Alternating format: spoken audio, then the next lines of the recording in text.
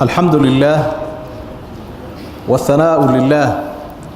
والصلاة والسلام على رسول الله وعلى آله وأصحابه ومن والاه أما بعد سورة البقرة أيين التفسير كذا كل حجرني آيات الشريعة اللوات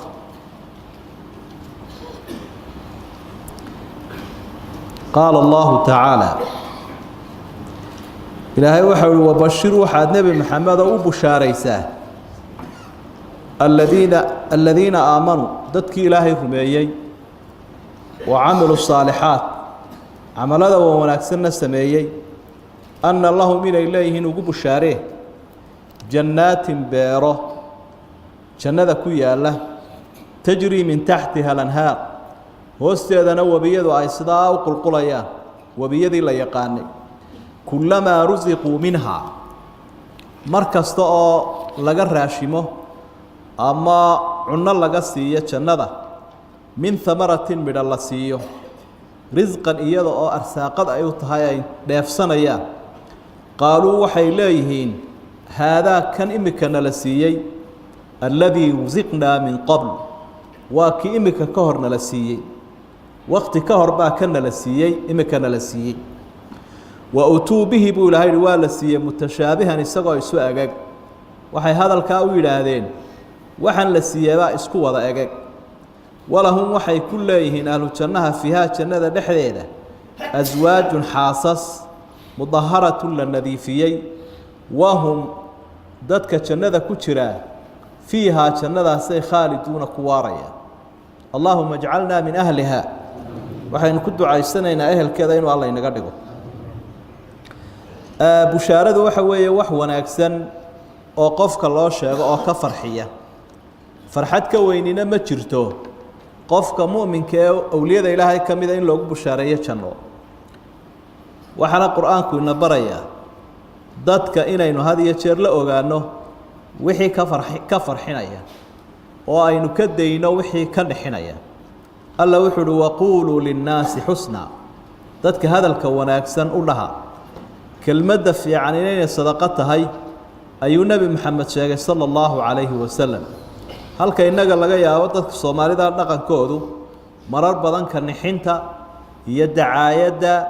إنو النوضة مركا يدتكو إسواه جهان نقن كي رسولك صلى الله عليه وسلم يستحابة دي سنوحا هايين قفك مركا وح خير لي وصاكر له إلا كالبرات تمسيدي لوغو بشارين لها قرآن كنا تاسو إنا بريا jannadu waa meel qaaliya weeye aad u qiimo badan waxana lagu helaa sida Ilaahay uu sheegay iimaan iyo amal wanaagsan iimaan dhabaho Ilaahay la rumeeyay oo sharciga waafaqsan oo ki aayaadka hore ay ka soo dayriyeen aan ahayn amalkuna wuxuu saalix noqon karaa markuu waafaqsan yahay sunnadii nabiga calayhi salaatu wasalaam daacadnimana ay ku jirto daacadnimadu munaafiqnimada ka fogeynaysa diinta la waafajiyana bidcada ka fogeynaysa jannooyinka had iyo jeer quraanku wuxuu aad u tilmaamaa oo lixdameeye meelood ku soo noqnoqonaya ereyga jannadaas oo markaa Ilaahay uu sheego wabiyada iyo dharka iyo dooniga iyo midhaha lagu hayo taasina waxay ka faa'iido tahay waa jeclaysiin tarqiib baa la yiraahdaa jeclaysiin weeyo qofka bani aadamka ah wuxuu u samaysan yahay wax wanaagsan oo qiimo badan marka la jeclaysiyo loo sharxo inuu had iyo jeer u cishqiyo oo u hanqal taago oo u hawl galo wax khatar ah ku soo fool marka looga warramana dee inuu ka feejignaado ka dido oo dib uga joogsado waana sababta naarta iyo balaayooyinkeeda quraanku uu inoogu sheegay ahlu jannuhu midhaha jannada yaala xagga tayada ma kala dhacaan xagga muuqaalkana way siman yihiin iyadoo laga yaabo dhadhanka inay ku kala duwan yihiin halka inagu aynu aragna midhahan adduunyada qaar way foolxun yihiin qaar way rifrifan yihiin qaar araggaaba diidaya marka kuwii hore la siiyey kuwa dambe iyadoo laga yaabo inay xagga dhadhanka ku kala duwan yihiin xagga muuqaalka way ka siman yihiin kullamaa rusiquu minha min thamara mar kasta oo jannadu waxa la siinaya u badan yahay kullamaa waxay tilmaamaysaa waa tikraar bay faa'iidaysaa soo noqnoqod raashinku ma kala go-ayo laa maqduucatin walaa mamnuuca deeqda meesha lagu hayo cunno leh ee cabitaan leh ee midho leh way isdaba taagantay kullamaa hal meeshan busaaradda ah ee lagu leeyahay mar safarkiibaa go-ay mar hebel baaba kuu diidayba mar adigaaba waayey waxaa ma laha mar kastoo midho la siiyo waxay leeyihin hada aladii rusiqnaa min qabl kani waa kii markii hore la siiyey ma kala dhacaan dhadhankii laakiin markay arkaan bay garanayaan ilaahayna waa kaa yidhi wuu isu wadeegay xagga muuqaalka waxa ilaahay uu raaciyay xaasasbayn leyn la nadiifiyey waanay ku waarayaan waxa halkaa lagu hayaa waxaan halkan lagu hayn dadku markay adduunyadan joogaan waxay la waasheen labadaa afka iyo ibta maxaad la heshaa unbaa lagu dagaalamaya afkaa maxaad la heshaa ibtaase maxaad la heshaa labadaasoo miir qaba oo laga dhargay halkaasaa lagu hayaa wax alla waxaa xarbu tadaafuc adduunyada maraya ee la dagaalamayo la is-eryanayo wixii la cunayay iyo wixii la cabayay iyo wixii xaas laga dhiganayay ama lagu hamad baxayay baa loo howlgalaya halkaasaa haddaba lagu hayaa halkan tani ma xidhiidhsano oo surma seegtada ku badan iyo isa seegseege waxa lagu hayaa halkaa wixii la cunayay wixii la cabayay iyo raaxadii rag iyo dumarba waana labada uu nebigu ka digay calayhi salaatu wasalaam in xaaraan lagu isticmaalo yaa ii ballan qaadaya buu inuu afkiisa ilaaliyo iyo ibtiisa hoosoo xaaraan uu ka ilaaliyo aniguna jannada aan u ballan qaadaa kaadhkeedaan diyaaru lahay rasuulku saasuu leeyahay calayhi salaatu wasalaam marka waa lagama maarmaan qofka muslimka ahi afkiisa iyo iibtiisa iyo uurkiisa inuu xaaraan ka ilaaliyo si uu deeqdan ilaahay joogtada u helo waxa iyaduna si cajiiba inaad intaaba wax la hesho labadaada afka sare iyo ka hoose intooda wax la hesho inaad weligaaba ku hayso oo aanu kaa kala go-in wahum fiiha khaaliduun dee waxay yihiin maxay wahum fiiha khaaliduun way ku waarayaan khuluudkuna wax cajiiba wey waynu arki doonaaye ibliis markuu degayey ama suldaarayey ama khiyaameynayay nebi aadam halkuu ka soo galay waxay ahayd hal adulluka calaa shajarati alkhuldi wa mulkin laa yabla ma ku tusiya aadamow wax la iska yeelanayo weligiioo adduuna macnaha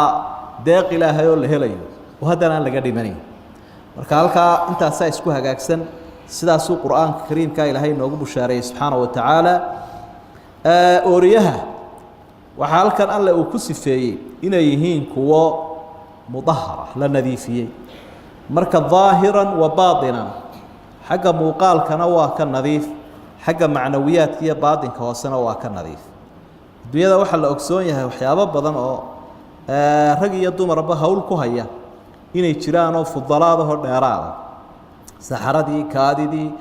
wixii la odhan jiray dhalmada dhiiggii ilaa culimada qaarkood in badanoo ka mida waxay ku tegayaan xataa biyihii taranka iyo wixii la socsocon jiray midna ma jiro biyahan taranka uba dee waxay u iman jireen in dadku tarmo dee cidiba tarmi mayso qof waliba halkiisuu la soo jiifaa ku taagan yihi sidaa daraaddeed biyihii taranka iyana ma jiraanba fudalaadka dheeraadka lahaaba iyaga qudhigoodu ka mid yihi qofku raaxadiisiina sidii buu helaya baatinkiina dumarkii waa ka nadiif weeye oo markaa dee aan idhaahdo murankii iyo xaggii akhlaaqiyaadka iyo wixii oo dhan waa dad ka nadiif ahoo qof keliya ayuunbay ka dhigayn ahlujannuun qaala allahu tacaala ilaahay wuxuu uhi ina allaha ilaahay laa yastaxii kama xishoodo an yadriba inuu dad yahow idiin yeelo maalan maa tusaale kastuu doonaya ilaahay wuu idiin samaynaya bacuudatan kaneecuu tusaale ka dhigaya famaa fowqahaa iyo wixii ka sarreeya faama aladiina aamanuu dadkii ilaahay rumeeyey ee alla yaqaanka ahaa fayaclamuuna waxay garanayaan annahu tusaalahaas alxaqu min rabbihim xaq inuu yahay ilaahooda xaggiisa ka yimi wa ama aladiina kafaruu kuwii gaaloobayna fayaquuluuna waxay odhanayaan maadaa araada allah ilaahay muxuu ula jeedaa bihaadaa tusaalahan مثلا tusaale ahaan muxuu ilaahay kan tusaale uga dhigay kaneecadan iyo wixii la mid ah yudillu bihi kathiiran in badan ilaahay wuxuu ku luminayaa oo dadka ka mida tusaalaha wayahdi bihi kathiiran in badanina ilaahay wuu ku hanuuninayaayoo dee qofkii rumeeyaana wuu ku hanuunay kii dafiree diidee ka soo horjeedsadaana wuu ku hallaabay wamaa yudillu bihi ilaahay kuma luminaya ila alfaasiqiin kuwa alla ka fogaaday ee ilaahay diiday ayuunbaa sabab u noqonayaa tusaalahan inay ku gaaloobaan marka halkan waxaynu ka arkaynaa ilaahay baa wuxuu inoo caddaynayaa subxaana wa tacaala khalqiga adduunyadan ku nool kitaabkii loogu talagalay loo soo dejiyey ee rasuulkiina loo soo diray sala allahu calayhi wasalam inay yihiin qaar kala duwan way kala duwan yihiin dadku ma sinna way kala dhaqaaqeen qolo ilaahay wixii xaggiisa ka yimaada waxay og yihiin inuu caqligana u kordhinayo cilmigana u kordhinayo maslaxadoodii iyo dantoodana yahay mar walba way ku qanacsan yihiinoo way rumaynayaan qolana dee ibleys baa ka dhex hadlaya ibleys oo aynu arki doonno taariikhdiisa iyo howlgalku ku haya ilmo bani aadam ayaa jihaynaya oo hagayo ilaahay seejiyey wixii ilaahay ka yimaada xaggiisa kuma kalsoona way diidan yihin qur-aanku markaa wuxuu mar walba inoola taagan yahay shayga qiimaynta la idhaah oo dadku adduunyadan intay joogaan waxay mudan yihiin inaanay isku walaaqanaanin oo aanay ishuwanaanine dee ay qiimayn yeeshaan qiimayntaasay ku kala tegayaanna abaalmarinta aakhiro marka amhaasha iyo tusaalayaasha waa inagii soo aragnay iyo miisaanka iyo faa'iidada ay ku leeyihin qur-aanka dhexdiisa tusaalahanina sagaalkii tusaale suuraddan suuratulbaqara ay bixinaysay kii saddexaad weeye laba hore aynu usoo marno munaafiqiinta lahaa qur-aanku markaa xayawaanada sidaynu xusi doonno qaar badan baa qur-aanka dhexdiisa ilaahay xayawaanka oo abuuray ku xusaa nimankii gaaleed markay doonayeen inay duraan qur-aanka ama wax ka sheegaan waxay yidhaahdeen kitaabkani hadduu yahay mid ilaahay xaggiisa ka yimi ila ilaahay waa mid wanaagsan waa mid aan cidila mid ahayne muxuu qur-aanka dhexdiisa tusaale ugu soo qaadanayaa kaneecada iyo duqsiga iyo quraanjada iyo xayawaanadaa yaryar waa xayawaano yaryaro xasharaada waa waxaan macno lahayn maxaa hadduu kitaabkan ilaahay xaggiisa ka yimi waxaa yaryarka a loogu sheegay ee dadkuba aanu jeclayn uu karaahiyeysto allaba wuxuu xusay subxaana wa tacaala halkan tusaalahani inuu yahay mid ilaahay xikmaddiisa uga jeedo ilaahayna aanu ka xishoonayn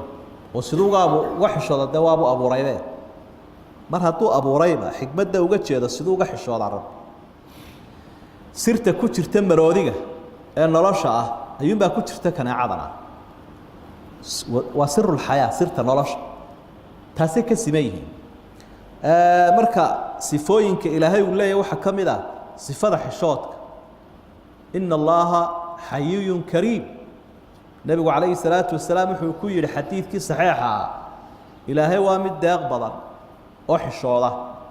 oo addoonkiisu hadduu gacmaha kor u taagu ducaystuu baryo ilaahay wuxuu ka xishoodaa inuu ku soo celiyo gacmihii oo maran kolle wuxuunbuu ugu soo ridi marka sifaadka ilaahay bay ka mid tahay inuu maaragtay yahay mid xayiyo xishoonaya laakiin xishoodkaasi baa ka duwan keennu waa mid qajilaad iyo qabandhacya ku jirto iyo si noqosho ilaahay ma laha subxaana wa tacaala kaasoo waa inaga duwan yahay maalan maa bacuudatan famaa fowqaha tusaaluhu doono ayuu samaynayaayoo kaneeco iyo wixii ka sii weynaa ama kaneeco iyo wixii ka sii yar kaneecana tusaale uu ka dhigaya sa ayaba sheegeen waanu ka yarayn karaa dadkii qolo waxay ogaadeen inuu tusaalahani xaqiyo way rumeeyeen waa mu'miniinta qolona waa kuwan ka hor yimid oo waa gaalo way ku gaaloobeen laakiin qur-aanku wixii uu sheego qofka qaata ee u hoggaansamaa wuu hanuunay wamaa yudilu bihi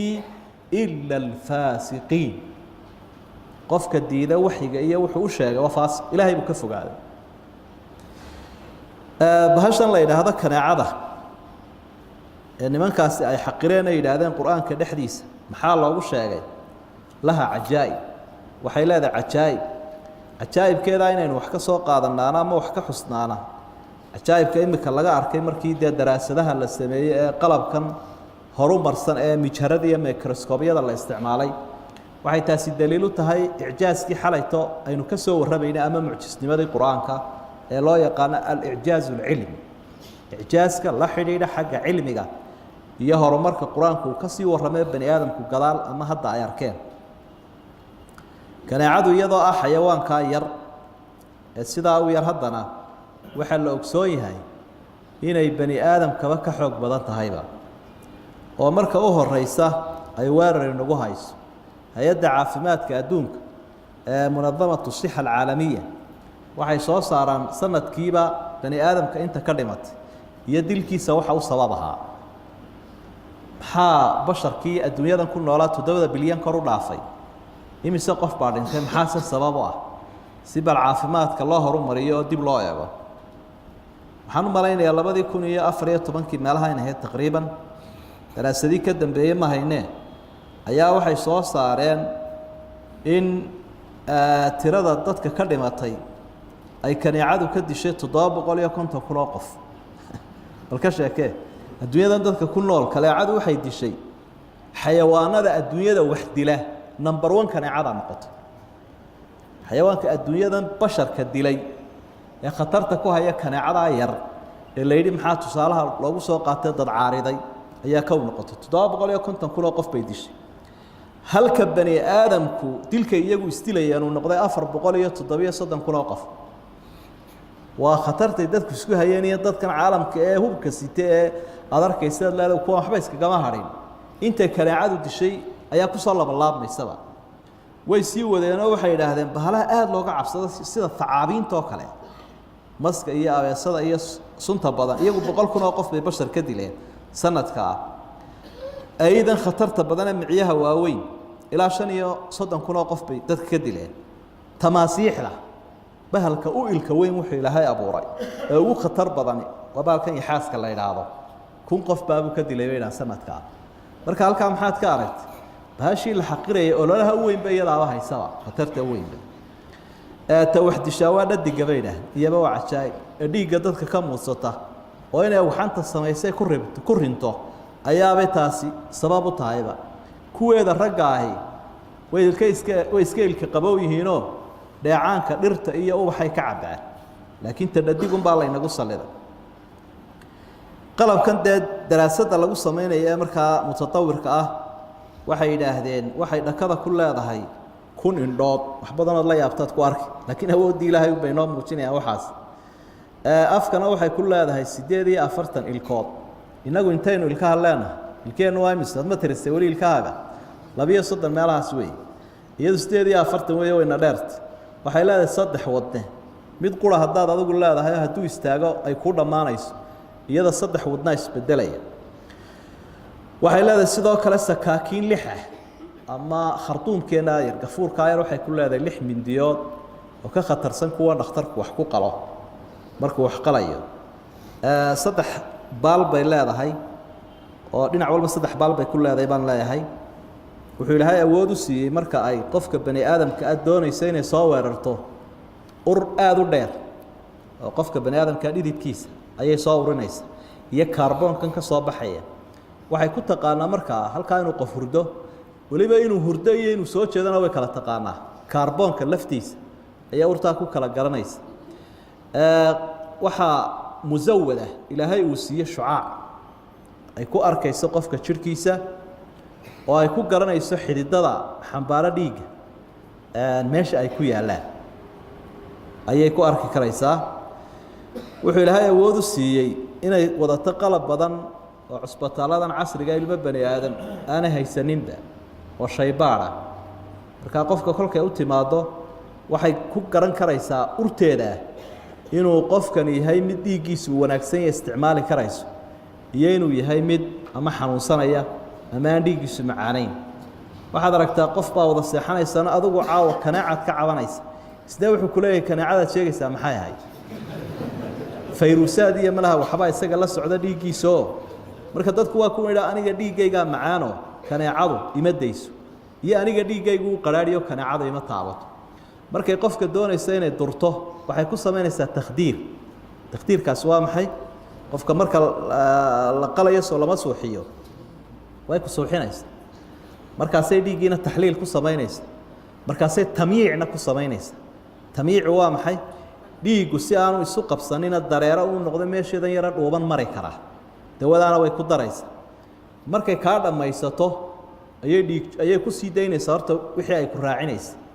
bakteeriyadii wixii ay ku raacinaysa sida malaariyadii marka iyadu kaa dhammaysataa bay ku sii daynaysa si aanad miskiinkaa iska hawaaraad tahay aan dhiiggii yaraa kaaga daadanin dhiig joojinna way ku raacaysa iyadoo sii dhaqaajinaysaba ayaad adigu meeshii xoqanaysa markaa wixii ay ku shubtay ee ay ku suuxinaysa ayaa markaa bararkan iyo waxaan keenaya way kaa dhammaysatay markaad soo boodaysa aad meeshii ay ku cununayso min cajaa'ib illaahi bay ka mid tahay cajaa'ibteeda waxaa ka mida noocan ilaahda jinsigeedu ilaa 35 qaybood weeye noocyadeeduna ilaa 3000 meelahaasay gaadhaan waxaa aad u la yaab badan cilmiga casriga imika waxa lagu ogaaday ama qalabkan wixii aan ishu qabanaynin lagu eego waxay leedahay bay yidhaahdeen xayawaan kale ama xasharaad kale oo ilma qabatiya oo ay xambaarsan tahay taashu waa isxambaar marka xasharaad kale dusha ku sidataa muxuu talo ilaahay ugu raray ilaahay baa garanaya innagaba imisaynu xambaarsanay qaar baynu dusha ku sidanaa ma aragno qaarna calooshaynu ku sidanaa wataa lagu leeyahay qofka bani aadamka calooshiisa waxa ku jira xataa bakteeriya u baahan yahay oo dheefshiidkiisa ka qayb qaadanaysa Soomaa marka xayawaankaasi ama xasharada yaran microscope kun lagu arkayo way isxambaarayna dusha ku sidataa waxa ay daweysana Allahu a'lam wali lama ogaanin culimada qaar kood baa marka waxay ku fasireen in waxa ay dusha ku sidataa uu noqon kara fama fawqaha marka macnaheedu waxa weey ilaahay tusaale wuxuu ka dhigayaa bacuudatan kaneeco fama fawqaha iyo waxaan ay dusha ku sidato ilaa wuxuu diidayaa ma jireen lagu fasiro hadii wixii dusha ay ku sidatay la helay oo xasharaadkaas marka idinku xasharaad kaneecadana sheegaysaan arkaysaan kaneecada ilaahay tusaale idin ka dhigaya ka yaray dusha ku sidatana tusaale ka dhigaya almuhim intaasi naga filan xayawaanka la xaqiray awoodiisa uu leeyahay marka waxay dili karaysaa insaankii adduunyada maamulayay waxay dili karaysaa xayawaano badan oo aad u waaweyn marka awoodii ilaahay subhanahu wa ta'ala aynu ka arkayna kownkan iyo xayawaanada ayuu bay taasina kamid tahay wahada ma aquluhu wa astaghfirullah wallahu subhanahu wa ta'ala a'lam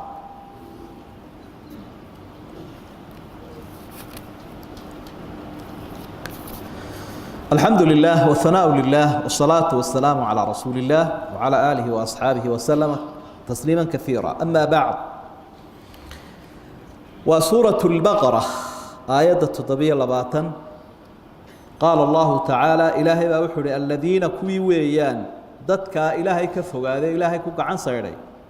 الذين كوي ويان قضون بريني عهد الله إلهي بلنكيس من بعد ميثاقه انت وبلن كأتكي كدي ويقطعون وحي قوينيا ويشريا ما أمر الله وحي إلهي وفري به استغى أن يوصل إلى الحريرية ويفسدون وحي خربيا في الأرض دلك أولئك هم الخاسرون كوا ساقول دريستي كيف تكفرون بالله تديهو سيدي إلهي وقالوا بيسا وكنتم أمواتا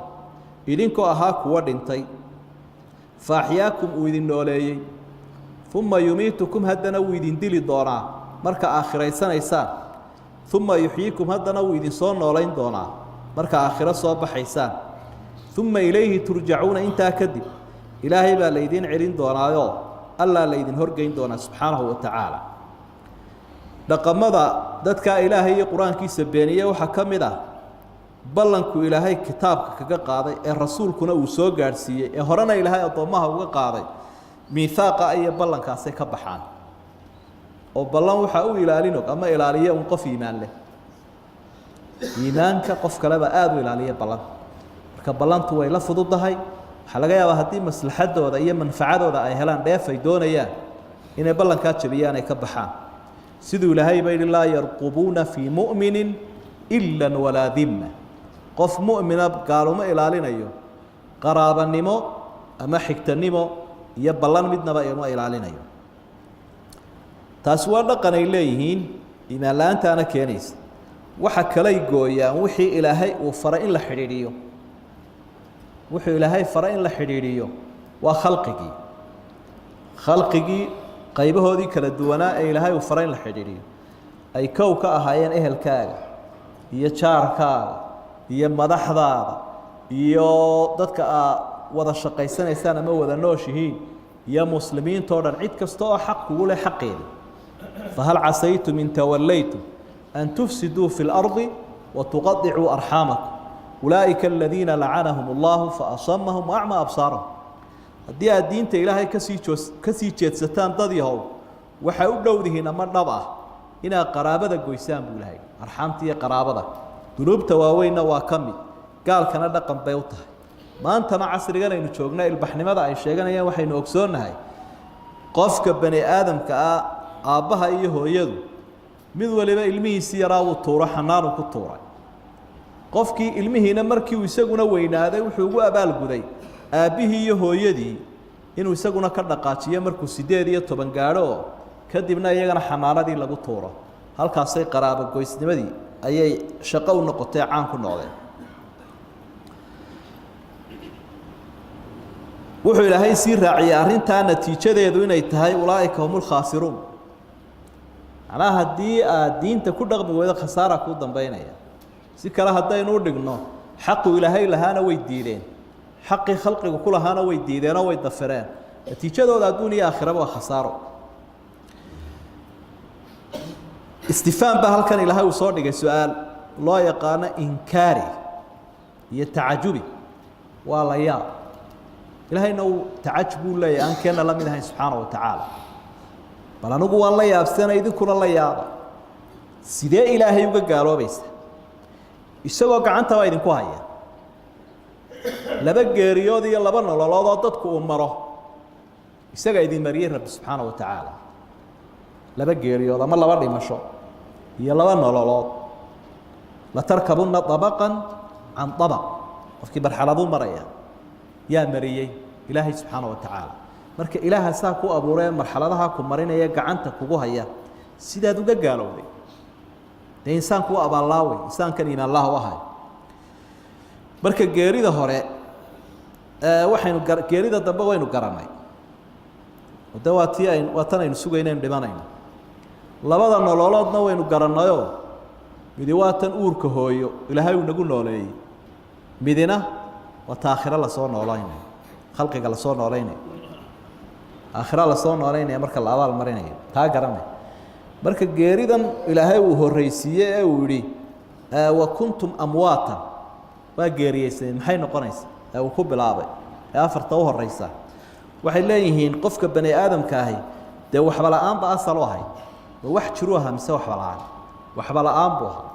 marka mar hadduu waxba la-aan ahaa waxba la-aantaas waxay u dhigantaa isagoo noolayn dee muu noolayn wuu geeriyeysnaa mar haddaanu jirin dee mar haddii aanu jirin oo waktigaa aanu joogin wax geeriyeysanoo kale u ka dhignaa insaan noola ama ahayn dee hal ataa cala alinsaani xiinu min addahri lam yakun shay-an madkuuran qofkii bani aadamkaa waxa soo maray baa ilahay ui wakti oo aanu ahaynba wax la sheegaba muu ahayn markaa wuu geeriyeystaa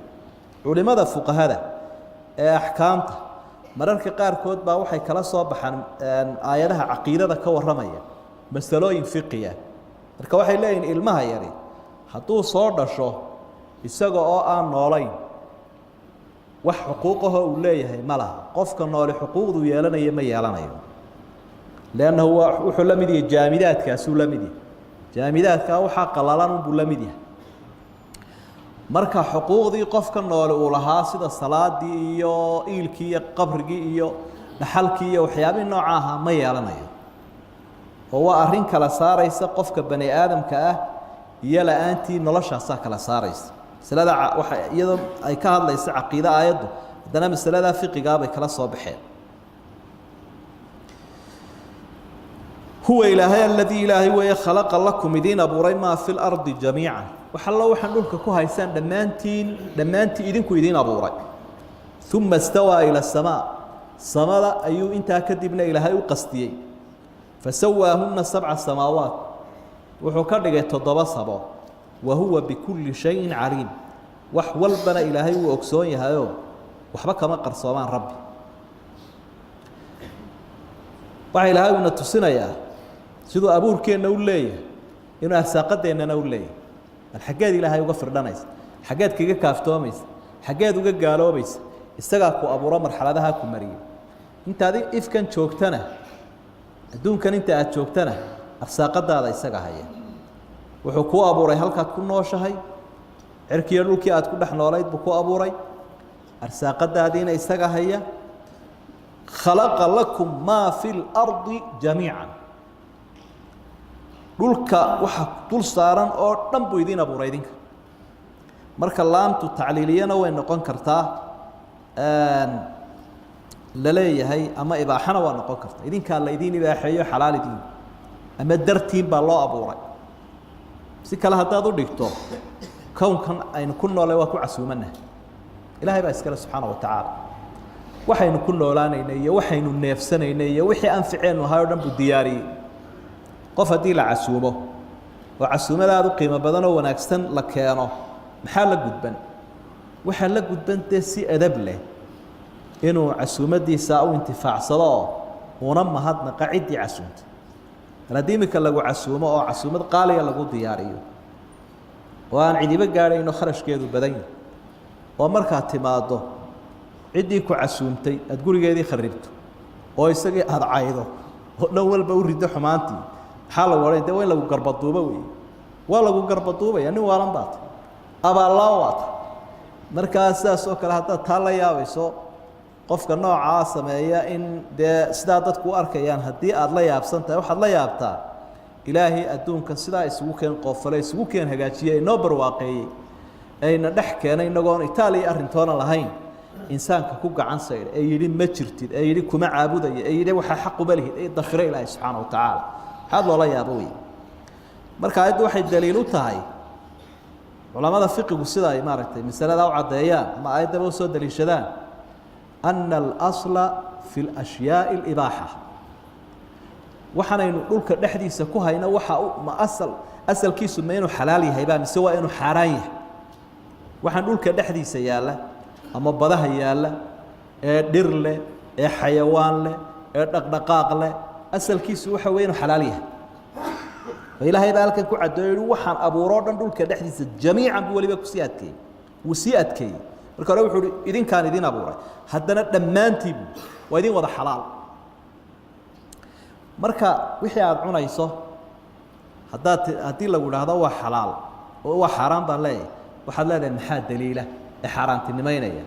ilaa asalku wuxuu ahaa wixii halkan aynu cunayno iyo waxaynu cabayno iyo waxaynu intifaacsanayno dhan adduunka inuu xalaal yahay marka waa in la helaa shayga xaaraanta ah wixii daliilahaa ee xaaraantinimaynayay haddaynu daliil weyno shaygaa aynu intifaacsanayno adduunka dhexdiisa daliil xaaraantinimeeya inuu xalaal yahay baa lagu wadaya cilalka had iyo jeer markay fuqahadu ka jawaabayaan masaladan waxay leeyihin wakaana alaslu fi lashyaai libaaxa masaladan isaa weeye shaygaasi waa xalaal dee shay walbana waxa u asal ahaa inuu xalaal yahay daliil xaaraantinimeeyaana kuma soo aroorin daliilka had iyo jeer xaaraanta loo qaadanaya inuu daliil yahayna waxa weeye daliil sugan weeye waa inaanu xadiid daciif ahayn ama waa aayad muxkama ama waa xadiid haabit ahoo sugan wajanib الضaciifa fi اlcaqaa'idi wa xukmi rabbina alcadiim اlwaaxidi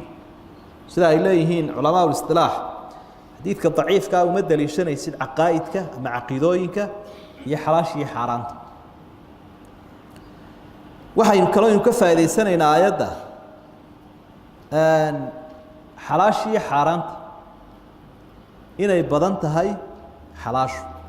xaaraantuna yar tahay waxa xaaraanta haddii la tiriyo wuu yar yahayba dadkunbaa ibtilaysanoo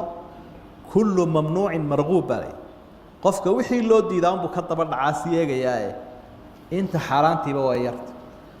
oo haddii aad arki doonto aadam nebi aadam calayhi salaam waxa la jannadaasoo dhan daaq waynu arki doona waa gaari qisadiisu waa tan soo socota laakiin geedkaas uun iska ilaali jannadii iyo geedka iyamaa badan dee waxa badan jannadii ilaahay baa badan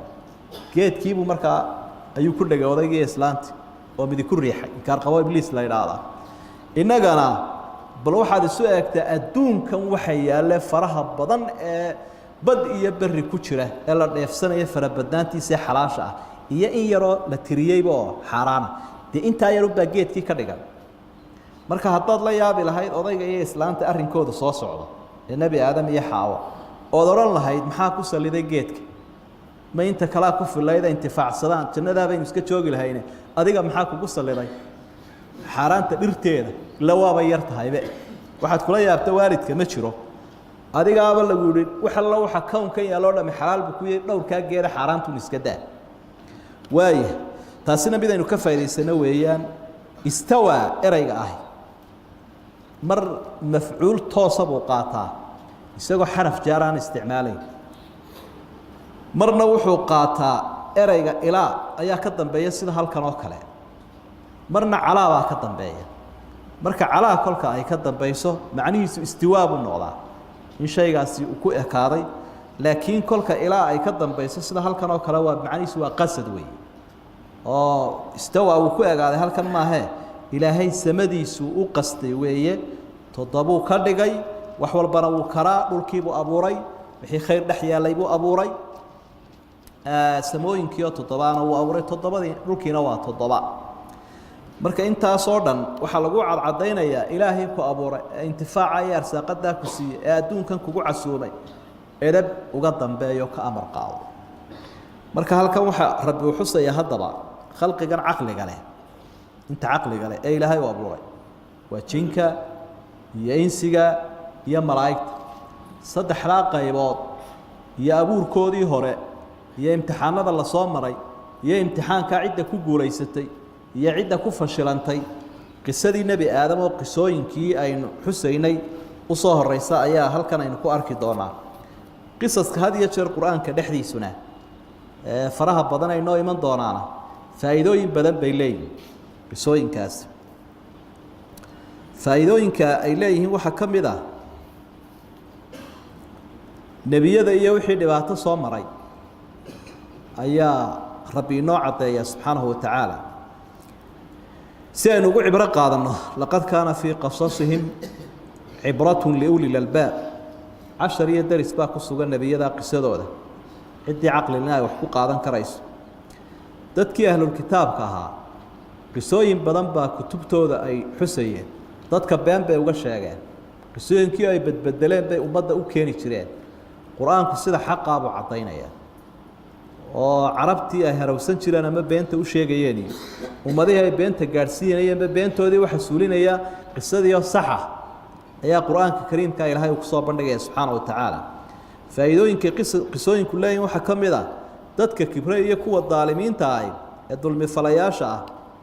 markay qisada akhriyaan ay arkaan dee waa inay gartaan cidhibxumadooda halkay ku dambaynayso ilaan intaasoo daalim baa adduunyada soo maroo kibre oo adhaxda ka jabay faqsus ilqasasa lacallahum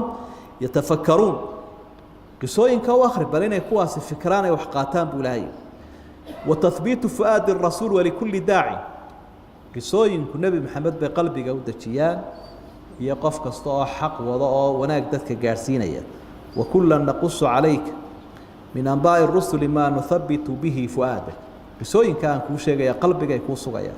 nebi muuse ilaahay u naxariista buu nebigu lahaa calayhi salaatu wasalaam markay damqado waxa la dhibay inta aniga la dhibay in leeg inta aniga la dhibay in ka badan baa la dhibayoo aniguna waa inaan iska safraa buu nebigu leeyahay calayhi salaatu wasalaam qisooyinku had iyo jeer waxay noo caddaynayaan manaahijtii iyo hadyigii iyo dhaqankay nebiyadu ku socdeen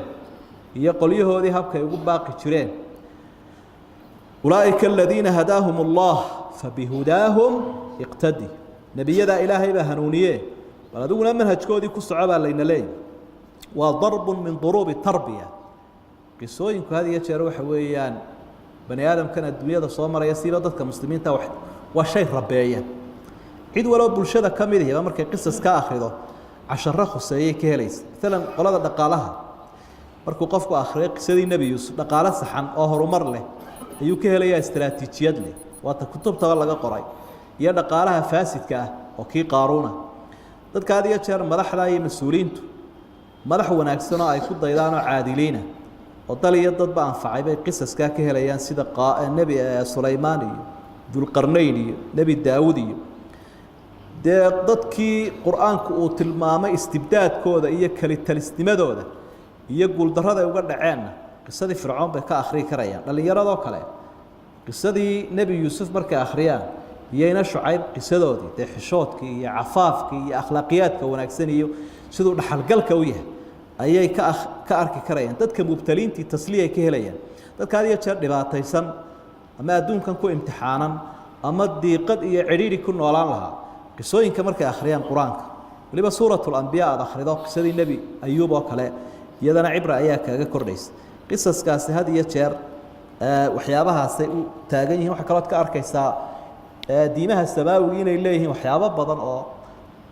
shuruucda ilaahay uu dejiyo oo mushtarak ay ku yihiin ay wadaagayaan oo tawxiidka iyo akhlaaqiyaadka wanaagsan iyo naxariista iyo waxaasoo dhan oo ay wadaagayaan oo aan naskhi gelin oon iyagu isbedelin waxaynu ka daalacan karaynaa sharcan man qablana rususha inaga horreeya sharcigooda ayaynu ka arki karaynaa qisooyinkaasi markaynu qur-aanka dhex galno waxaynu arki doonaa nebiyada qisadooda uu qur-aanku soo bandhigay waxaa ka mid a nebi aadan nebi nuux nebi huud saalix ibraahim ismaaciil luut isxaaq yacquub yuusuf awlaaddii asbaadu loo yaqaanay alasbaad ilmo yacquub ayuub dulkifli shucayb yuunus muusa haaruun daawud sulaymaan zakariya ciisa yaxya ilyaas yasac intaasoo dhan waa nebiyada aynu qisaskooda ku arki doono 114 suuradood qur-aanka ee suuraddeen ay u soo horeyso waxaa jira qisasulxukamaa dadkii xikmadda badnaa qur-aanku hoosta uu ka xariiqay ama calaamadiyey qisooyinkooda iyo faa'iidooyinka laga qaadanayo sida luqmaan ulxakiim dulqarnayn khadir cusayl qisas xataa dumarka ka warramayaa jiro oo dumarku wax badan ay ka qaadan karaan qaarna ay ka feejignaanayaan dhaqankoodii xumaa qaarna ay ku dayanayaan sida xaawa oo maaragtay dee nebi halkan iminkaba aynu ku arki doonno qisadan nebi aadam asalkii bani aadamku uu ka farcamay iyo xaaskii fircoon aasiya bintu musaaxim nebi luud iyo nebi nuux xaasaskoodii oo iyagana laga dayriyey oo khatar badnaa nebi ibraahim xaasaskiisii aajare iyo saara magacooda qur-aanku aanu caddaynin laakiin awsaaftoodii iyo tilmaamahoodii uu tilmaamay gabadhii boqoraddii sabee balqiis magaceeda lagu sheegay iyo taariikhdeedii iyo habartii inkaarqabtada ahayd ee umu jamiil la odhanayay ee qur-aanku halkee ku sheegay iyadana wamra'atuhu xamaalata alxadab habartaa inkaarqabtada ah almuhim qur-aanku waxaa kaluu tilmaamayaa xayawaanada iyo qisaskooda sida asxaabulfiil iyo qisadii saca hashii nebi saalix quraanjada iyo qisadeeda kaneecadan aynu arkayno xuudkii nebi yuunus liqay ximaarkii ama qisada dameerka aynu xagga dambe ku arki doonno quraabkii iyo tukihii qoladii asxaabulkahfi iyagana aygoodii oo la xusay hudhud iyo daabatlardi bahasha loo yaqaanee muxuu ahaa aboorka ushii uu nebi sulaymaan ku taagnaa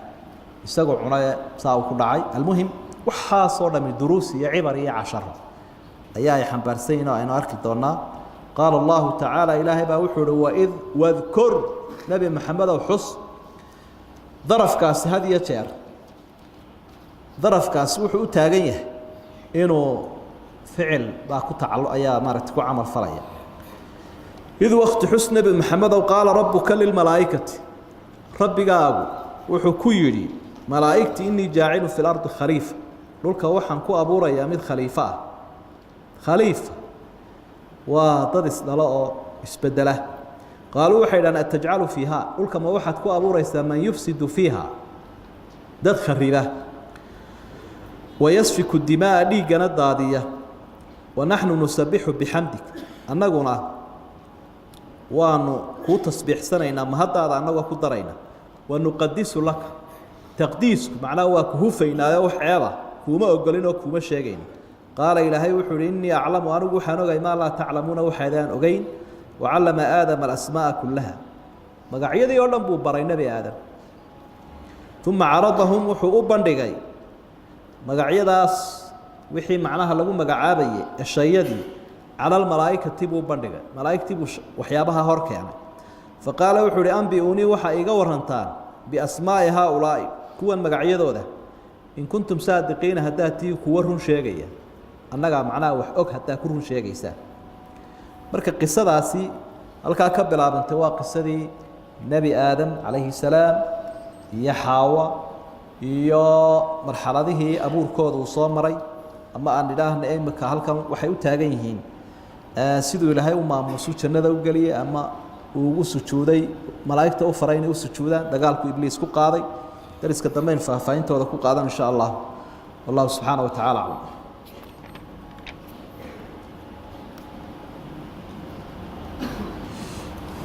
الحمد لله والثناء لله والصلاة والسلام على رسول الله وعلى آله وأصحابه وسلم تسليما كثيرا. أما بعد، قصة النبي آدم صدح خلقي بها ميشا يالا وصدح قلاء أيها كورها من ساق السلاس قلوا ملائكتي لها يوم ما بالها وح شرع خير مويان قلوا الله بعدنا وحويان إبليس يعول كيسو ما بالها وح خيرا شر مويان قلوا صدحاتنا وأيه وإنك وآدم iyo Xawaa inoo soo horeeyay asalkeeniya labadaas aynu dhaxaynaa kalaba mid u bay noqonaysaa haddii aad ilaahay ka tala qaadanayso subxaanahu wa tacaala awliyadiisana ka mid tahay ayaankaaguna fiican yahay abaalmarin fiicanna aad helayso waxaad u hiilinaysaa malaa'igta dhinaca wanaagsan ee midigta ayaad raacaysaa xoojinaysaa ood ku biiraysa haddii qofku uu yahay qof xun oo dhinacii sharku uu qaalib noqdayna safka ibliis buu ku darmayaa marka digniintu waxay u taagantahay safka ibliisa ku darminaya saddexdaa qolaa taagan safka malaa'igta iyo awliyada ilaahay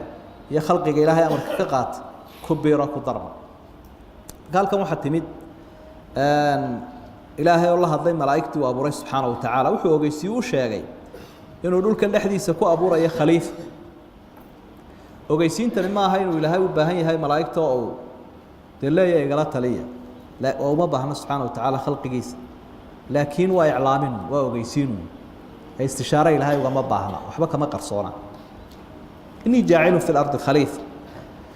erayga khalifa saddex macne ayuu qaadan karaa bay leeyihiin culimadu khalifa yakhlufu bacduhum bacda waa dad iyagu isdhaldhalo oo qarni markuu tago qarniga kala dhaxlo oo isbedelaya noloshoodu si ay u socoto ama waa khalifa weeyo ciddii hore ee ku abuurnayd halkan dhulka markaa ku abuurnaa qoladay doonayaan ha ahaadaane cid bedesha oo dhulkii camirta ama waa khaliifa oo sharciga ilaahay iyo diinta ilaahay cid wakiil kaga noqoto ilaahay oo adduunyada ka dhaqaajisoo fulisa oo ilaahay markuu kutubtiisa keeno ee waxyigiisa iyo sharcigiisa uu soo dejiyo ciddii maamulka noqon lahayd ee wanaagga ku hogaamin lahayd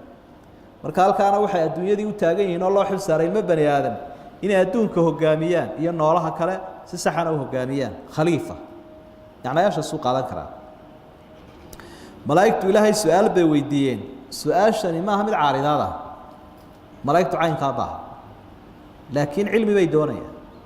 waxay yidhaahdeen ilaahayow ma waxaad ku abuuraysaa dhulkii qaar fasahaadiya oo dhiigga daadiya iyagoo annaguna wanaagunaanu la taaganay oo xamdigaaga iyo tasbiixdaada iyo taqdiistaada waa subxaana allahi walxamdu lilah ayaanu la taaganay oo waa ku ammaanaynaa ilaahay muxuu ugu jawaabay waxaan ogahay waxaydaan ogeyn waxa isweydiin leh malaa'igtu markay su-aashan ilaahay weydiinayaan xaggay ka ogaadeen in khalqigani ay sidan yeeli doonaan tee iyagaaba sheego waxay dhahaan laa cilma lanaa ilaa maa callamtanaa ilaahay unbaa u sheegay subxaana wa tacaala hore ugu sheego ogeysiiyey waxaa kaloo xusid mudan dhulka oo la fasahaadiye malaa'igtu way sheegeen oo dee bani aadamku macsiyo iyo gaf buu ku fasahaadinaya laakiin dhiiggiibaa wixii wax lagu fasahaadinaya mid gaara oo ka mida gaar loo soo qabtay wayasfiku dimaa oo daadinta dhiigga taasi waxay caddaynaysaa bay leeyihin culimadu waxaan la yidhaahda dhiigga daadintiisu inuu yahay fasahaadka u weyn ama dhibaatada ugu weyne dhulka laga geysto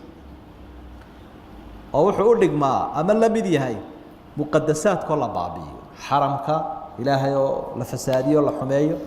iyo kacbada oo la dumiyo waxaa la mida dhiigga qofka mu'minkaa oo la daadiyo waa kaa maanta rakhiiska noqday ee dadkii muslimiintaa dhiiggoodii la daadinayo waxyaabaha caalamka lagu fasahaadiye ugu daran buu ka mid yahay saa daraaddeed baa si gaara ay malaa'igtu ugu u cayimeen ilaahay wuxuu ugu jawaabay waxaan ogay waxaydaan ogeyn waa run cilmiga addoomuhu wuu kooban yahay alla wuxuu uhi wafawqa kulli dii cilmin caliim mid waloo cilmi laba mid cilmi laha ka sii sarreeya oo ka sii sarreeya cilmigu ilaahay buu isugu buya shubmaa subxaana wa tacaala سادرادد به هبونتها قفكو إنه عادة استئرق والله أعلمه نبي موسى رير بنو إسرائيل كوي دادين من أعلم الناس سوى خطبة خريعية ضد كياو علم بدنا أنا قبل دواتي لقى راعي هالكاه كورس دير بالله دراي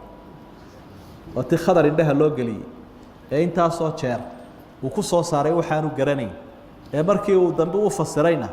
هو أركينه يهاي وح ده وكوكن عايو والله أعلم معناه وحي الشيء يسا إنسانكو وحادية شر أصلا جهلي با وصلا مع علمي با وصلا قفك بني آدم كان يستجهلي جهلي با وصلا ما الدليل على ذلك إنه كان ظلوما جهولا نفتي سنو الظلمية يا قف جهول ومن جهل بدوي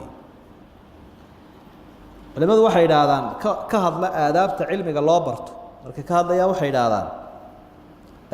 al-ilmu thalathatu ashbar cilmigu waa saddex taako man dakhala fi shibr al-awwal takabbara qofka taakada u horeysa qaada wuu isweyneeyaa ومن دخل في الشبر الثاني تواضع قفك تاكد لباد قادانا ويسيرا قابيا ووجوك سدا ومن دخل في الشبر الثالث علم أنه ما يعلم قفك تاكد صدحات قادانا جهل جيسو أركاه أنا مركز وحي سكالات دي لوردقا قيبت الندامي وحبرشة مركز ايكتو قفك مركز سكد دريقا مرة يمورن كيسي شافا شرقي سو بدانيا أما هاتو حلقة جوجانا كتب تيريرا بلوغا مركو آخرستو قف والبا ولا مرميا واتكبرا مركو ديجريغا قاتو جامعة كبحنا ديبو جوك سنية PhD ذا مركو قاتو مركاسو قران مركاسو كاشانكو كسو قابانيا مركاسو أركيا جهليجيس مركا لا يدعو وحي لا دغيا ولا غود لما يادا لو سوغيا لابد أن تكون باحثا وأنا نقطة مد مكتبة wax ku soo kordhiya umada cilmi ku soo kordhiya adaa marti lagu yahay lagu eegayaa maxaad haysaa madaxu xoqonaya marka dib uu fariisanaya marka waxay culimadu yiraahdeen iyaaka an takuna saahiba shibri waxaad inaga ilaalisaa inaad noqoto taakoole ka taakada la waalanaya haynagu noqon marka malaa waxaynu oran karnaa bariyahan dambe taakadaas ayna wareerisay siiba daayir kaasa iclaamkan iyo warbaahintan markii la helayna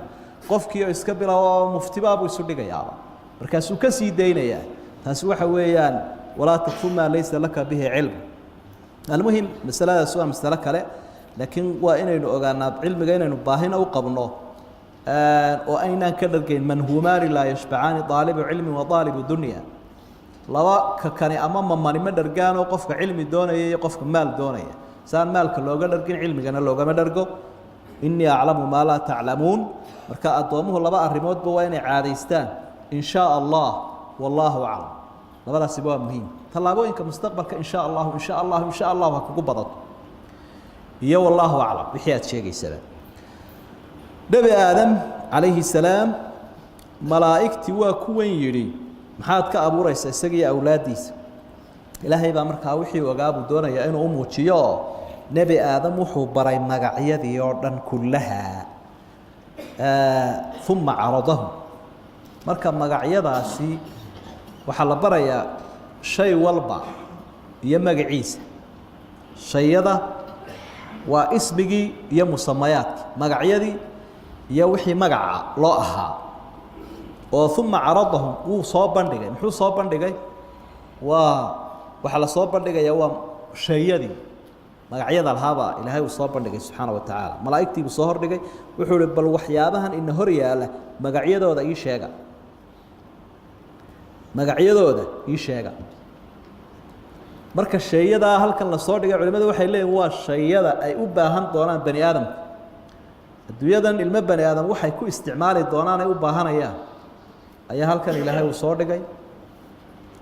oo malaa'iktii uu hor keenay nabi aadam hor keenay magacyada way wada leeyihiin waxa halka laga faa'iideysanayaa bay leeyihiin culimadu luqadda iyo magaca yaa dajiya waa mas'ala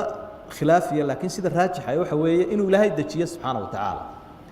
لغضها يا وبحية ضدك إلهي وبحية برا سيد الشيء والبا وابوري والغدي سينا يسقوا أبوري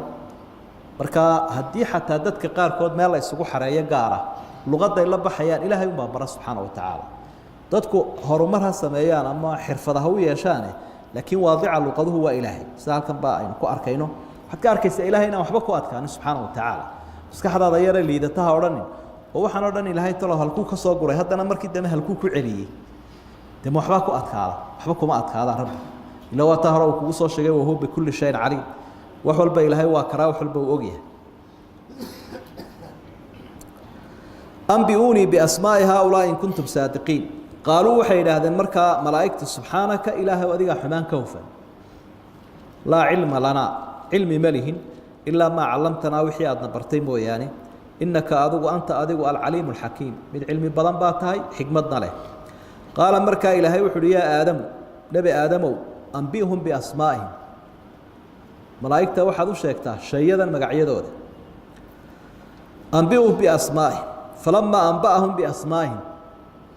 مركو ملائكتي ورمايا وشيغي شيئا مقعيدود قال إلهي وحول ألم أقول لكم وميانا ندين كورنين إني أعلم وأنه وحانوغا غيب السماوات والأرض وحمقا السماوين ككم مقان يدولك وحكم مقان بانوغي واعلموا وحانوغا ما تبدون وحا موجسان إيسان وما تكتمون يوحا قرسان إيسان أبدا بوانوغي صوتان يدين شيئا ساسا إلهي وكل سبحانه وتعالى مركا هلكا مستفاداتك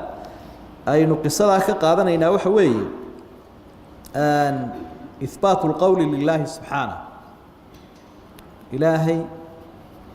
قول بوليه حرف له عضنا له وإنك آخرين وكلام كيس السيدة دتك قاركود أما فرق لها قاركود الله حد أو إلهين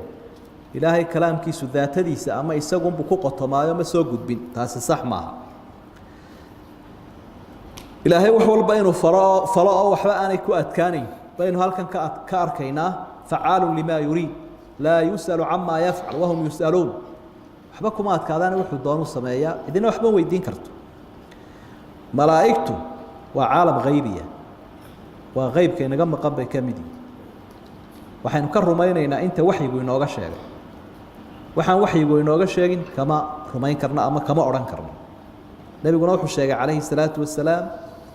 إن النور لقى أبو ري هلك تشينكي شياطين النار لقى أبو ري شياطين تي أباريست يقنا نور با لقى أبو ري إننا عيد با لقى أبو ري سيدنا النبي عدي عليه الصلاة والسلام مقركودي حرونتooda ay degan yihiin waa caalamka Koreya sabada xigmada Ilaahay waxay keentay bani aadamku inay sidan u farcamaan waana xigmada guurka loo jireeyay guurka waxa loo jireeyay inuu dadku tarmo oo khaliifa ay kala noqdaan istabahayaan waxa qisada aynu ka faa'iideysanayna dadka adduunyada ku nool in madaxdu ay laga maarmaan u tahay وwaxa fawda la yiraahdo iyo madax la'aan aanay ku soconayn masaa'ilka muhiimka ee muslimku uu aaminsan yahay kamid tahay inay yeeshaan madaxdaasina ay wanaagsanaato diin iyo dunyabana ay u hagaajiso waxa fawdada la yiraahdaana waxyaabaha lagu halaagsamo way waxaynu halkan ka arkaynaa qofku haddii uu wax shay wanaajinaya inuu sheego inaanay ceebaan lahayn عيب ماله وملائكة الكون وحيدا ونحن نسبح بحمدي وناجي أي قبنايين أيوم بنشاجين لكن وحنا أجينا حكمته ماشي كتيرة أيا ربنا هلكن وشاجا وعدي شرع جوحي وناشاجا وين نقاضنا أحبطنا دنتي نابا كتيرة وأين أجينا ينهري دارنا مركا أين راعنا وحنا هلكن كأركينا فضل يشرفت أولي هاي علمي والنبي آدم عليه السلام ده معلم بو نقضي ملائكتنا أرضي بين نقضين ملائكتنا أرضي بين نقضين marka ibn kathir rahimahullah sidoo leeyahay waxa halka ka muuqanaya buuri inuu nabde macallinka arday ka fadli badan Soomaa ardaydii kol haday malaa'iktii ardayna muallim uu noqday fadliga nabi aadam cilmiga uu ku fadli badan yahay baa ilaahay halkan uu ku muujiyay adoomaha qaarkood inuu ilaahay cilmi dheeraada siiyay inuu arkayna oo khalqigu daxaga cilmiga waa ku kala fadli badan yahay awliyada ilaahay iyo saalixiinta oo wanaagsan waa ka nabi aadam ba ka fadli batay malaa'iktii xagga cilmiga imtixaanka shayga la yiraahdo wax iska jira weey oo quraankuna uu ina baraya dhaqanka nabi maxamedna uu ina baraya calayhi salaatu wasalaam imtixaan baa laga qaaday nabi aadam iyo malaa'iktaba nabi aadam baa ku guuleystay saasoo kale uu tartanka uga qaaday imtixaanka nabi maxamedna calayhi salaatu wasalaam ardaydiis iyo de asxaabtii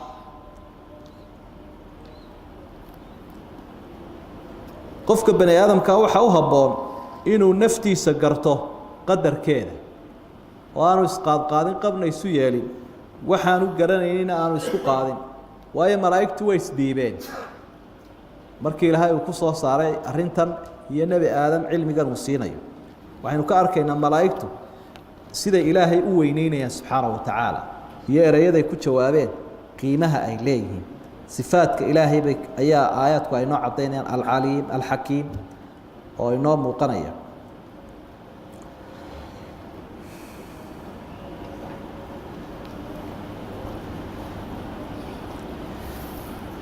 waxaa markaa ilaahay u gudbay arrin kale oo iyaduba ah imtixaan qaala allahu tacaala waid wakti xus nebi moxamedow qulnaa lilmalaa'ikati malaa'igtii waxaanu ku nidhi usjuduu liaadam nebi aadamu sujuuda fasajaduu way sujuudeen ilaa ibliisa ka la yidhaahda mooyaane abaa isagu wuu diiday wastakbara wuu isweyneeyey wa kaana min alkaafiriina gaaladana wuu ka mid ahaa waqulnaa waxaanu nidhi buu ilaahay yidhi yaa aadamu aadamow uskun deg anta wa zawju adiga iyo xaaskaagu aljannata jannada dega wa kulaa minhaa jannada waxaa ka cuntaan ragadan cunitaan waasica oo ballaadhan oon xad lahayn xayثu shi'tumaa goortaad doontaan iyo meeshaad doontaanba wax ka cuna walaa taqrabaa ha u dhowaanina haadihi shajarata geedan fatakuunaa min aaalimiina waxay idinka mid noqon doontaan kuwa dulmiga sameeyey faazallahuma shaydaanu shaydaankii wuu ka soo simbirixiyey canhaa jannadii buu ka soo simbirixiyey wuu ka soo tuuray faأkhrajahumaa wuxuu ka soo saaray nebi aadam iyo xaawa mimaa kaanaa fiihi barwaaqadii iyo khayrkii badnaa ay ku dhex jireen buu ka soo saaray wa qulnaa waxaanu nidhi buu ilaahay yidhi ihbiطuu dega bacdukum libacdin qaarkiinba kuwa kale cadow baa isu tihiine dhaafa halkan walakum fi lardi dhulkana waxaa ku leedihiin mustaqarun meel aad degtaan wa mataacun iyo xoogaa raaxo ah oo ku raaxaysataan oo ku casuumantihiin ilaa xiinin inta aa adduunka joogtaan markaa ku waari maysaana intaasaa ilaa intii muddo ka aho inta dhimanaysaan imtixaan ka bilaabmay waxa weeye nebi aadam ayaa la faray inay u sujuudaan malaa'igtii malaa'igtu ilaahay amarkiisu bay qaataan laa yacsuuna allaha ma amarahum wayafcaluuna maa yumaruun waa khalqi u taagan inay ilaahay adeecaan oo aanay caasiin saynu horeba usoo xusnay waxigana ka arkayno sujuuddaasi la faray waxay dhinac ka tahay sujuudu tashriif dhinacna cibaado dhinac waxay ka tahay tashriifoo nebi aadan baa ilaahay uu ku maamuusaya dhinacna cibaaday ka tahayoo dee ilaahay amarkiisii baa la qaadanaya ilaahay amarkiisa kii diidayna inuu gaaloobay baa ilaahay u tilmaamay wa kaana min alkaafiriin marka ilaahii sujuudda lahaa ayaa yidhi aadamkan u sujuuda marka nebi aadam lama caabudaye ilaaha amarkiisa la qaatay ayaa la caabudaya idan markaa dhinacaa cibaaday ka too amarka alleh mar haddaad qaadato waa cibaado dhinacna waxay ka tahay sharfidoo nebi aadam ayaa ilaahay uu ku sharfaya sujuuddaas in loo sujuudo innaga sharcigeennan cid aan ilaahay ahayn sharcigeennu wuu diiday sujuuddan horta waa maaha sujuud linxinaa sujuud foorarsiya maaha oo qofku foorarsanayo laakiin waa sujuud fooda la dhigayo faqacuu lahu saajidiin sujuud u dhaca buu ilaahay subxaana wa tacaala sujuud u dhaca ama waabay sujuudeenba markaas in cid kale loo sujuudo oo khalqiga ka mid ah waa la diiday sanab looma sujuudayo bani aadamna looma sujuudayo madaxna looma sujuudayo asxaabtu ridwaan ullaahi calayhim markay soo arkeen nimankii gaaleeda boqorrada ahaa boqorradii reer yurubiya reer eeraan iyadoo loo sujuudayo dee nebiga waxay ku yidhahdeen adaaba ka fadli badan amaanu kuu sujuudno anigu addoonkii ilaahay baan darajadaa in la idhaafiyana ma jecli sujuuddii halkaasay ku hakatay marka cid madaxa loo fooranayo iyo cid fooda loo dhigayo labaduba halkaasay ku hadheen laakiin ilaahii sujuudda lahaa baa nebi aadam yidhi ha loo sujuudo subxaana wa tacaala ibliis baa isagu isa soo taagay ibliis waxa uu ka yimi meeshuu joogaa oo isaga laftiisana dee khalqigaa ilaahay wax ku tusayaayoo malaa'igta ayuu goobtan la joogaa ilaahay baa xikmad ka leh waxa uu halkan u keenay oo waa kaa dee aynu casharadii iyo duruusta iyo cibrooyinka ka qaadanayno isagu meeshuunbuu ka soo boodayoo amarkuna wuu ku jahaysnaa markii la yidhi sujuud isagu wuu diiday istinuu mutasilna wuu noqon karaa munqadicna wuu noqon karaa waa laba macnoo kala gaar ahoo mustathnaa iyo labada shay la soo kala reebaya markay isku qolan yihiin waa mutasil baa lahay hadday kala qolan yihiinna waa munqadic baa lahay waxaad isweydiinaysaa talow muxuu sujuudi waayey markaa ilaahay baa ka jawaabay abaa wastakbara wa kaana min alkaafiriin su-aashaadii saddexdaasaa laga jawaabay cudurdaar muu lahayn ma maqnayn muu xanuunsanaynin muu hawlaysnayn laakiin wuu diiday waanu kibray gaaladana wuu ka mid ahaa marka ayadda waxyaabaha inoo caddaynaysa waxaa ka mid ah cudurrada ibliiska ku dhaco waxaa ka mid ah ilaahay oo la diiday subxaana wa tacaala cudurrada ibliis uu leeyahay ee bani aadamkana soo gaari kara ku dhici kara diidmada ilaahay la diidaa waa shaqo ibliis kibirkuna waa shaqo ibliis waxaana labadaba ku kalifay xasad ayaa ku kalifay oo qur-aanka ilaahay muxuu ku yidhi markuu hadlayay wuxuu yidhi ana khayru minhu khalaqtanii min naarin wa khalaqtahu min tiin dee anaba ka khayr badane ka khayrka badani miduu ka khayr badan yahay siduu ugu sujuudi karaa markaa wuxuu keenay qiyaas iyo daliil caqliya oo daliilkii ilaahay ka hor jeeda oo faasid ah wa kaana min alkaafiriina waxay caddaynaysaa gaaladu ka mid aha kaana min aljinnina way jirtay fafasaqa can amri rabbi malaa'igta kamuu mid ahayn ayaa halkaana ka muuqanaya inaanu malaa'igta ilaahay ka mid ahayn ibliis allaciin waxa markaa aayaddu ay noo tilmaamaysa qur-aankuna meelo badan xusay cadowga koobaad ee insaanku uu leeyahay inuu yahay maxay kaa aabbaheen weerar ku soo qaaday ibliis la yidhaahdo ina shayطaana caduwun lakum faاttakiduuhu caduwan shaydaanku cadowgu idin yahay cadow ka dhigta ayaa ilahay wey nebi aadam calayhi salaam iyo xaaskiisii xaawo ilaahay digniin buu siiyey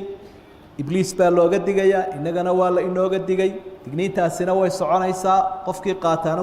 wuu guulaysanaya kii kalena waa guuldaraysanaya ilaahay wuxuu nebi aadam iyo xaawo jannadii dega baa layidhi uskun anta wa zawjuka aljanna adiga iyo xaaskaagu jannada dega jannadaasi waa tee ma janno ku meel gaara bay ahayd mise waxay ahayd jannatu lkhuldi tii lagu waarayay qowlka culimmadu u badan yihiinna raajixa waxa weeye waa jannadii lagu waarayay ashaasaa sheegaysa cahdi waa cahdiya waa janno la isla ogyahay waa ta qur-aanku ka warran waa ta qiimaha badan wey ilaahay ma caameeye subxaana wa tacaala addoommaha meeluu ku soo reebay oo uu ku caameynaya maaha waa meel ay ku barwaaqaysnaana waa jannadii asalka ahayd wey jannadaasaa la yidhi deg adiga iyo xaaskaagu xaaskiisu dee waa xawa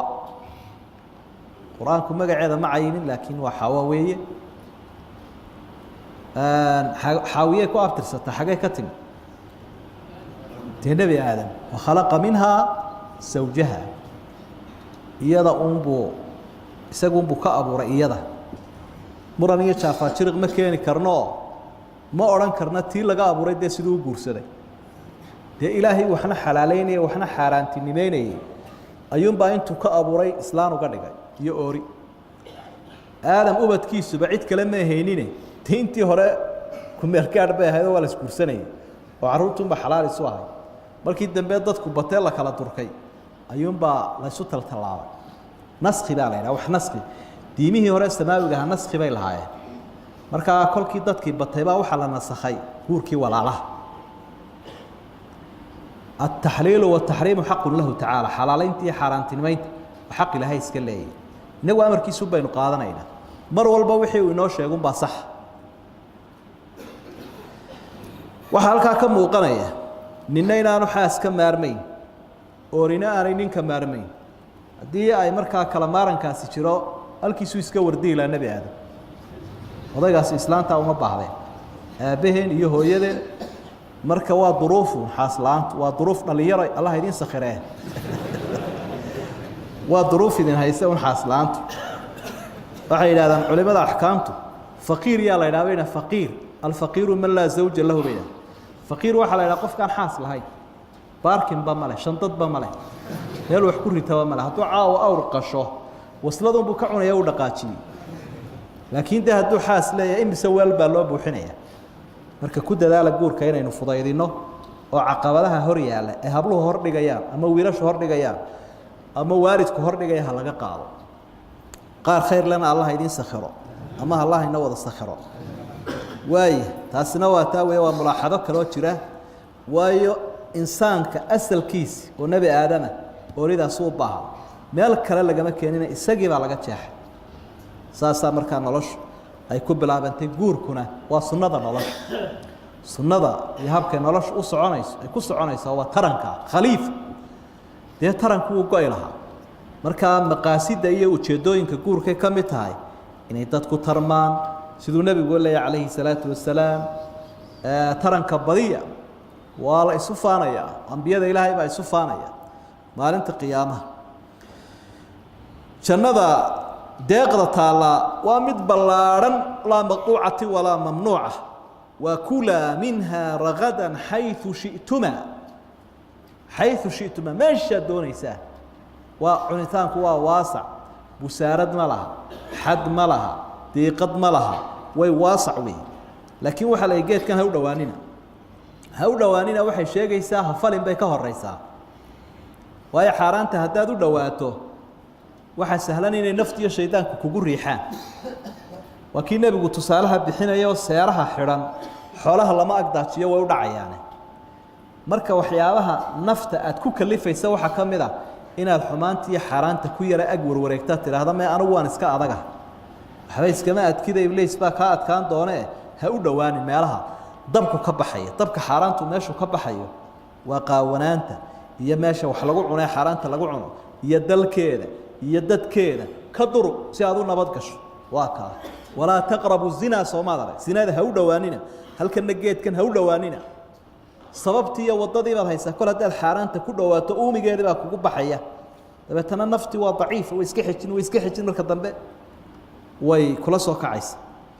wala taqraba hadii shajara geedku muxuu ahaa quraanku ma cayin geedkaasi magacaya ragga qaarkood u sheega magac mar hadaan quraanku u bixinin inagu ma magac bixinayna waa geed la calaamadiyo fatakuna min adh-dhalimin shaytaanki wuu ka guulaystayo wuu simbirraxiyay quraada qaarkood baa qira sugan akhriya fa azalahuma izaaladu waxa weeyaan uu durkiyo waa ka saaray meesha isku macnuun bay noqonayaan iyo uu simbirraxay noqonaysa qofku markuu macsiyada ku dhaco wuu simbirraxday waxa taqaana qof soconaya simbirraxdayna inuu araxda ka jabo u dhow yahay waa halaag waxyaabaha lagu halaagsamay فأزلهما الشيطان عنها فأخرجهما مما كانا فيه موصول كاسوح التلمامة يلا إفهامي إلا وأسماء ذي بوبان كهيدة وحي وينا براره هي برواقدي أي هيستين أيو كسر الحصار يسيدوا قصوا صارين آيات دي هرين سورة الأعراف أي آخرين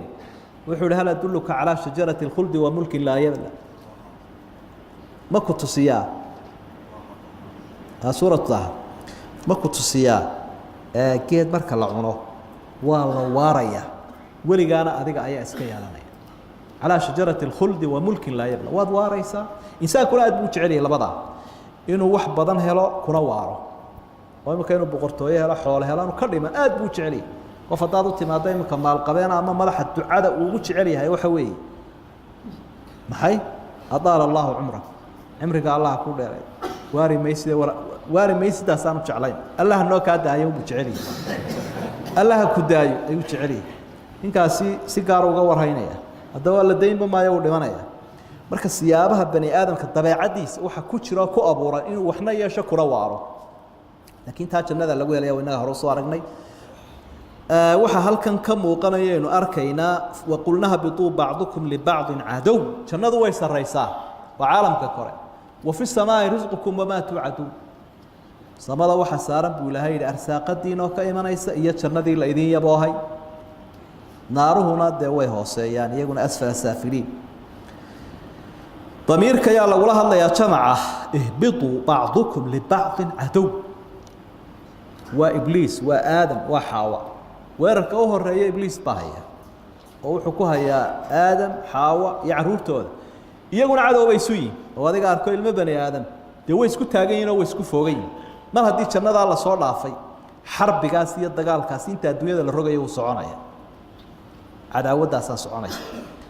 walakum fi lardi mustaqarun wamataacun ilaa xiin dhulka noloshan lagu nool yahay waa istiqraar bay leedahay dadku inta ay ku nool yihiin dhulka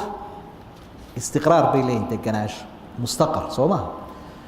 laakiin haddaynu meelaha kale kawaakibta ka baarbaarano sidanay gaaladu yidhaahdaan meel kaloo lagu noolaan karaa jira laguma noolaan karo istiqraar ma laha meelaha kale hawadana kuma noolaanaysid dad baa badaha dega sida China iyo marka dhulkii buuxsamay xaafadaha badda laga jeexay nagu dhul weyn baynu iska xidhanaa Soomaa dad baa dhulkiiba ka dhamaado markaasay badaha degan istiqraar ma leh inkastoo badda ay ka mid tahay dhulkii laakiin haddana way sii kala fiican yihiin wamataacun ilaa xiinina waxay tilmaamaysaa noloshan adduunyada waa raaxo mataaca alxayaati dunya waa raaxo kooban oo ayaama leh ilaa xiinin laguma waarayo haysilaawi yeeshu maha jannadii ana casoobin waa raaxo yar oo waqti xadidan leh ilaa xiinin ilaa inta aad dhimanayso wey marka halkaa waxaynu ka arkaynaa qisadan iyo faa'iidooyinka ay leedahay oo aad u badan